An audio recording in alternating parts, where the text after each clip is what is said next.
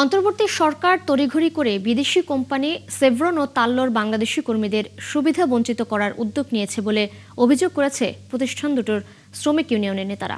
শনিবার রিপোর্টার্স ইউনিটিতে এক সংবাদ সম্মেলনে তারা এই অভিযোগ করেন। তারা জানান, দেশের শ্রম আইন অনুযায়ী প্রতিষ্ঠানগুলো বার্ষিক মুনাফার ৫% শ্রমিকদের কল্যাণ ও অংশীদারিত্ব নিশ্চিতে বাধ্য। বিষয়টি নিয়ে উচ্চ আদালত শ্রমিকদের পক্ষে রায় দেন। পরবর্তীতে সেভরন ও তাল্লো উভয়ই সুপ্রিম কোর্টের আপিল বিভাগে আপিল করে, যা নিয়মিত শুনানির জন্য অপেক্ষমান। এদিকে জাতীয় নির্বাচনের মাত্র কয়েকদিন বাকি। এমন অবস্থায় অন্তর্বর্তী সরকার তড়িঘড়ি করে শ্রম আইনের পরিবর্তন করে দেশীয় শ্রমিকদের বঞ্চিত করেছে বলে শ্রমিক নেতারা বলেছেন।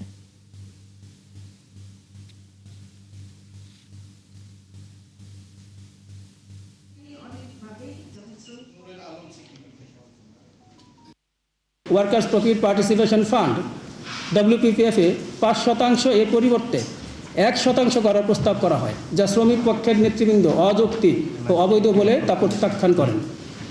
জাতীয় নির্বাচনের প্রাক্কালে এমন স্পর্শকাতর সময়ে অন্তর্বর্তী সরকার, বিশেষ করে শ্রম মন্ত্রণালয় হঠাৎ করে শ্রমবিধিমালা সংশোধনে অস্বাভাবিক সক্রিয়তা দেখাচ্ছে, যা অত্যন্ত উদ্বেগজনক।